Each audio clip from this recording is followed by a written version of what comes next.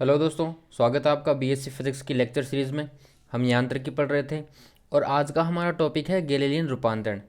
ठीक है, आज की क्लास में हम देखेंगे कि किस प्रकार गैलीलियन रूपांतरण में हम स्थिति परिवर्तन, वेग परिवर्तन और उसके साथ साथ बल परिवर्तन को भी पढ़ेंगे।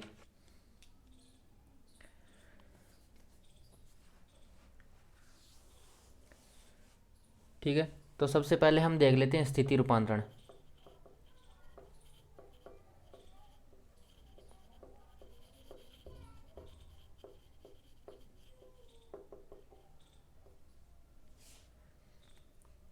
तो स्थिति रूपांतरण के लिए मान लिया एक निर्देश तंत्र है एस, जो किस प्रकार है, एक्स एक्सिस और ये वाई एक्सिस। अब एक दूसरा निर्देश तंत्र एस डेस मान लेते हैं कि एक कांस्टेंट वेग से जा रहा है और वह टी समय पर अब कुछ दूरी पर है। ये इसका वाई डैश हो गया और ये इसका एक्स डैश मान लेते हैं। ठीक है, अब किसी पी बिंदु के लिए अध्ययन करेंगे। तो मान लिया हमने ये पी बिंदु है, तो इसका एस के सापेक्ष स्थिति सदिश हो गया आर वेक्टर। ठीक है, एस डैश के सापेक्ष इसका स्थिति सदिश हो गया are dash vector.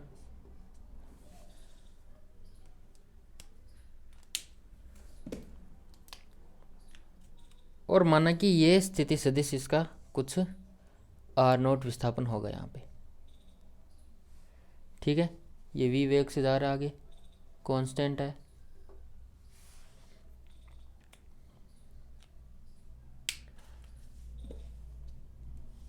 T is equals to 0 पर हमने मान लिया कि ये दोनों क्या थे, संपाती। ठीक है, टी इज इक्वल्स टू 0 पर ये दोनों बिल्कुल संपाती थे। T is equals to T पर ये अब इस स्थिति में उपस्थित है। तो यहाँ से अगर आर की वैल्यू ज्ञात करें तो सदिश योग से आर बराबर हो जाएगा R dash plus R naught vector.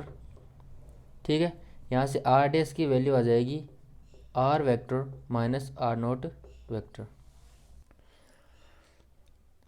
अब आर नोट के लिए हम जानते हैं कि चाल बराबर दूरी बटा समय होता है। ठीक है, तो दूरी हो जाएगी चाल गुणा समय। ठीक है, तो आर नोट वेक्टर हो जाएगा हमारा वी टी। ठीक है, इसकी वैल्यू हम रख देंगे यहाँ पे। तो यहाँ से आर डैश हमारा हो जाएगा R vector minus V T. ठीक है, ये तो हो गया इसका स्थिति रूपांतरण।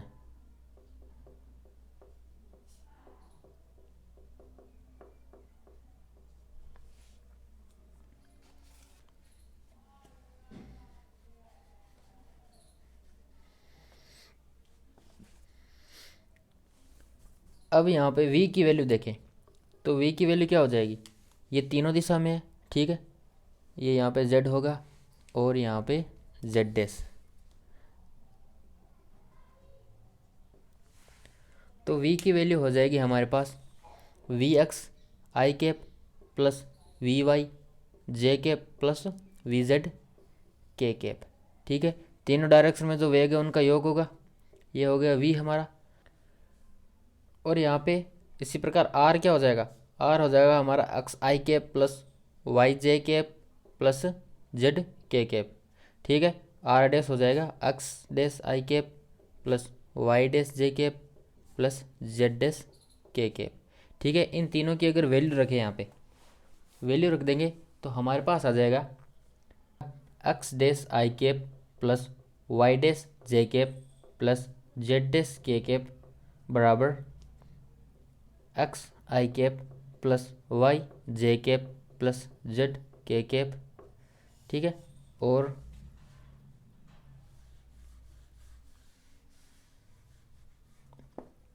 माइनस में हो जाएगा V X I cap plus V Y J cap plus V Z के कैप इंटू टी। ठीक है, तो यहाँ से अगर हम आई कैप की आई कैप से तुलना करें, ठीक है, जे कैप की जे कैप से और के कैप की के कैप से तुलना करेंगे तो फाइनल रिजल्ट हमारे पास आ जाएगा X dash is equals to X minus V X T. ठीक है, Y dash is equals to Y minus V Y T और Z dash is equals to Z minus V Z T. ठीक है, अब ये तीनों कहलाती है गैलीलियन समीकरण। गैलीलियन रूपांतरण समीकरण। ठीक है, ये तो हो गया फर्स्ट केस, जब t इज इक्वल टू 0 पर ये दोनों निर्देश तंत्र संपाती हो।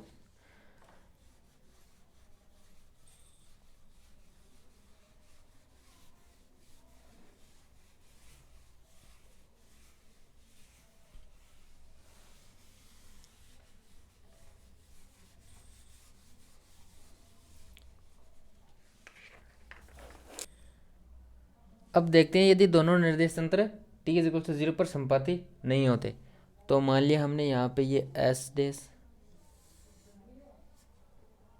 ये एक हो गया एस निर्देश तंत्र, ठीक है, एक्स डेस हो गया, वाई डेस हो गया, फिर इससे थोड़ी दूर हमने मान लिया एक दूसरा निर्देश तंत्र जो कि क्या है, ठीक है, इस प्रकार होगा कुछ, ये है एक्स नोट और ये वाई नोट।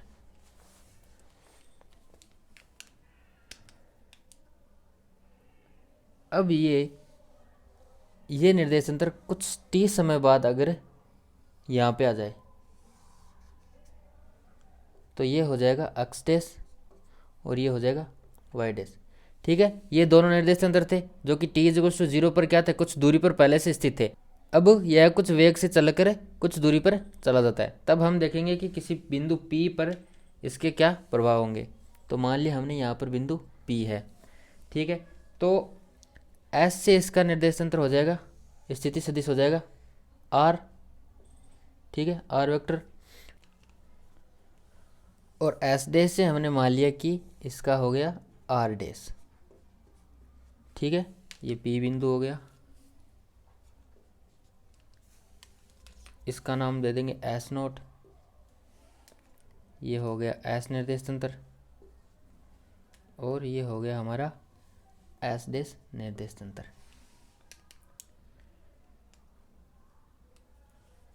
अब चूंकि माना कि ये दोनों पहले से कुछ दूरी पर स्थित है, जो कि मान लिया हमने आर नोट दूरी है, ठीक है, और ये यहाँ से चला कुछ वी टी दूरी पर, यहाँ से ये दूरी हो जाएगी इसकी v इंटू टी, ठीक है, क्योंकि ये v वेग से चला, कांस्टेंट है। तो अब सदिश योग समीकरण से r की वैल्यू क्या हो जाएगी हमारे पास, r बराबर हो जाएगा R naught vector plus V T, ठीक है, प्लस आर डैश वेक्टर। यहाँ से हमें ज्ञात करनी है आर डैश की वैल्यू, तो आर डैश हमारे पास आ जाएगा R dash is equals to R minus R naught vector, ठीक है, फिर माइनस में हो जाएगा वी टी वेक्टर। तो ये तो हो गई आर डैश की वैल्यू, ठीक है। अब यहाँ पे हम आर के और अलग अलग अक्ष एक्सिस वाई जेड और उनमें निर्देशांक के रूप में रखकर हम अलग अलग अक्ष और वाई और जेड के हम मान भी ज्ञात कर सकते हैं, क्योंकि वेलोसिटी हो जाएगी हमारे पास V X V Y V Z, ये तीनों डायरेक्शन में है, ठीक है।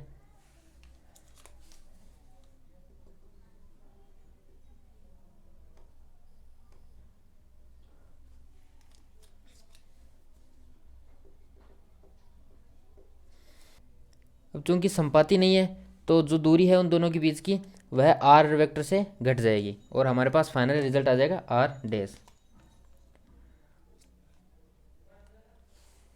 यहाँ पे t इज इक्वल टू 0 पर संपाती नहीं थे।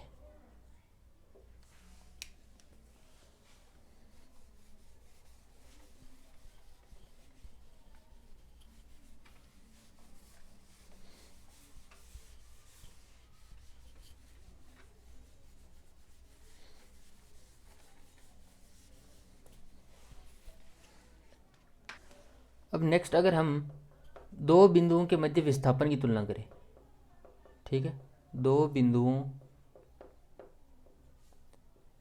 के मध्य विस्थापन,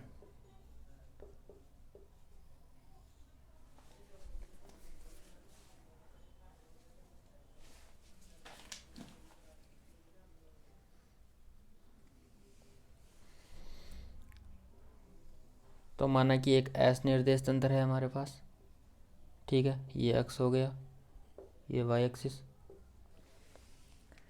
और दूसरा निर्देश तंत्र हमारे पास है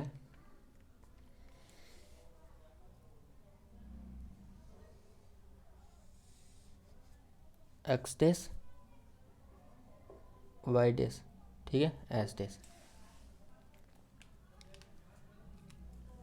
अब यहाँ पे माना कि पहले बिंदु P स्थिति पर था, ठीक है, और यहाँ से यह विस्थापित होकर Q स्थिति पर आ जाता है, तो P का स्थिति निर्देश तंत्र S से क्या हो जाएगा, R1 वेक्टर, ठीक है, और Q का क्या हो जाएगा, Q का हो जाएगा R2 वेक्टर, ठीक है। अब इसी प्रकार अगर S डे से देखें तो ये हो जाएगा, सॉरी,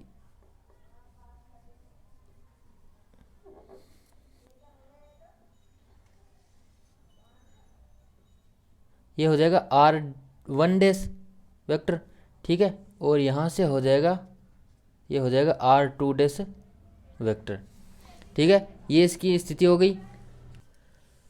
अब इन दोनों के विस्थापन को मान लेते हैं D वेक्टर है, ठीक है, ये D विस्थापन हुआ। तो अब अगर हमें D ज्ञात करना है तो D वेक्टर क्या हो जाएगा, R2 माइनस R1 वेक्टर, ठीक है। इस स्थिति में से हम इस स्थिति को निकाल लेंगे, ठीक है, तो R2 माइनस R1 ये हो गया, ठीक है, S के साथ।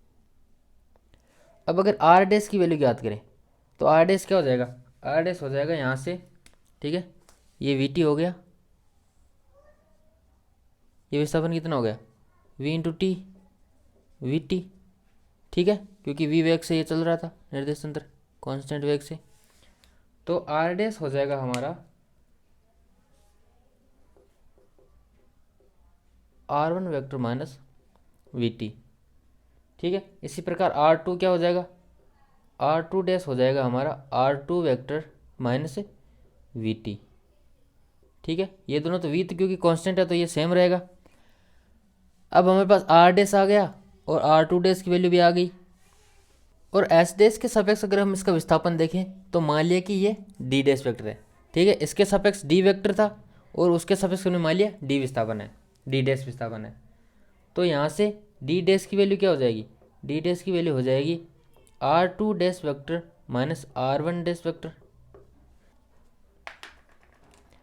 अब यदि R2 डैश और R1 डैश की वैल्यू रख दें तो D डैश हमारे पास आ जाएगा R2 vector minus VT minus R1 dash vector minus VT,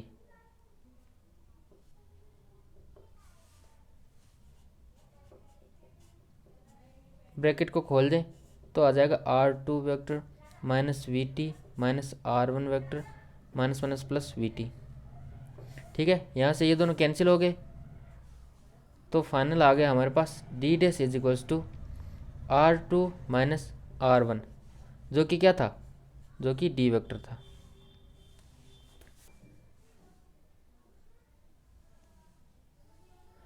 अब यहाँ से हमारे पास आ गया D dash is equals to D, यानी दोनों निर्देश तंत्रों में विस्थापन सेम आएगा, अर्थात दो बिंदुओं के मध्य जो विस्थापन है वो कांस्टेंट रहता है, यानी सेम रहता है,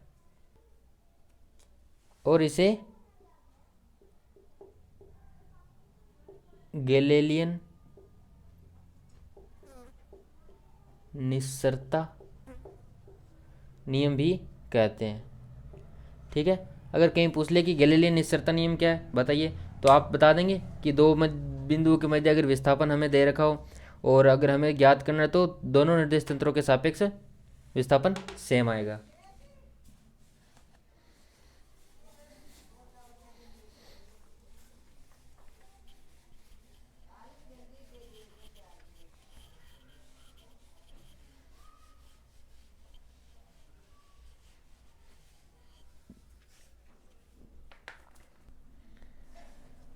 नेक्स्ट अगर वेग का रूपांतरण देखें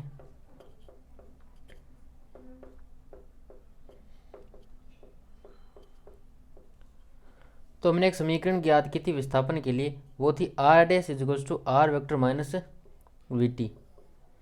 ठीक है, स्थिति परिवर्तन था ये। अब v क्या होता है हमारे पास, v होता है D R upon D T, यानी r का अगर अवकलन करते तो हमारे पास v आ जाता है। तो अब इन दोनों का अवकलन कर देंगे, तो D R dash upon D T is equals to D R upon D T minus V T, V constant है तो बाहर आ जाएगा और टी का 1 हो जाएगा। ठीक है, तो यहाँ से D R upon D T क्या हो गया, मान लिया हमने वी डैश है इज इक्वल्स टू ये वी माइनस, हमने मान लिया वी नोट था, पहले वी नोट था, तो अब फाइनल हमारे पास आ गया V dash is equals to V naught minus V vector. अब वी नोट क्या था, एस में वेग, वी डैश क्या है, एस डैश में वेग, और वी यहाँ पे क्या है, वी वह वेग है जिस वेग से वह निर्देशांतर चल रहा है।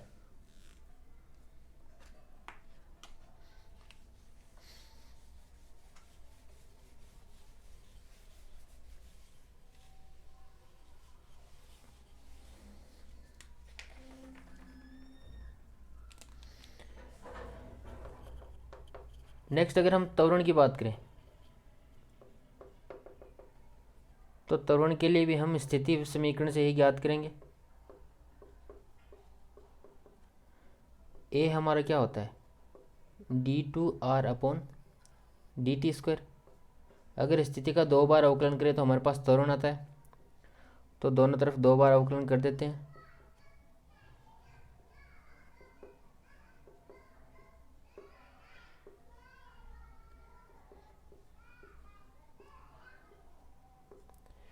यहाँ पे एक बार अवकलन करेंगे तो v आ जाएगा कांस्टेंट, अगर और कांस्टेंट का अवकलन करेंगे तो क्या हो जाएगा 0।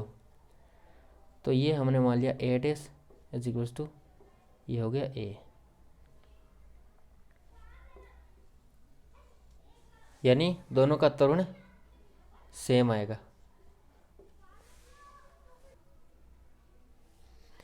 और यह त्वरण के लिए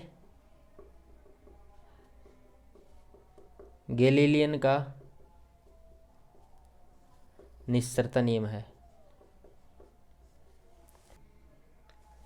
इस रिजल्ट से हम एक बात कह सकते हैं कि यदि जड़त्वीय निर्देश फ्रेम के सापेक्ष कोई अन्य निर्देश फ्रेम नियत वेग से गति कर रहा है तो वह भी जड़त्वीय निर्देश फ्रेम होगा। यानी अतः जड़त्वीय निर्देश तंत्र के सापेक्ष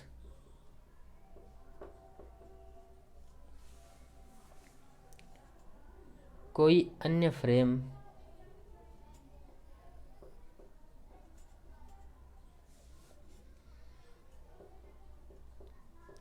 नियत वेग से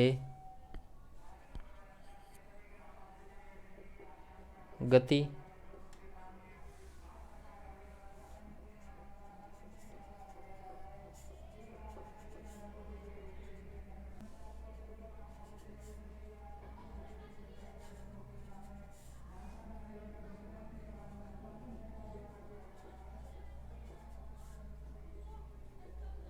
फ्रेम होगा। ठीक है, तो यहाँ से ये रिजल्ट आता है कि अतः जड़त्वीय निर्देश फ्रेम के सापेक्ष यदि कोई अन्य फ्रेम, यानी ये जड़त्वीय था, ठीक है, जड़त्वीय निर्देशांतर, इसके सापेक्ष यदि कोई दूसरा निर्देशांतर v वेग से, और वो v क्या होना चाहिए कांस्टेंट, ठीक है, कांस्टेंट वेग से गति कर रहा है तो वह निर्देशांतर भी जड़त्वीय होगा। तो ये थे गैलेनी रूपांतरण में उसकी स्थिति, उसका विस्थापन, त्वरण और बल का रूपांतरण। नेक्स्ट क्लास में हम गैलेनी रूपांतरण में ही बल का रूपांतरण पढ़ेंगे कि किस प्रकार बल का रूपांतरण होता है और संवेग संरक्षण सिद्धांत को ये संतुष्ट करता है कि नहीं है। उसी के साथ हम ऊर्जा संरक्षण सिद्धांत को भी देखेंगे।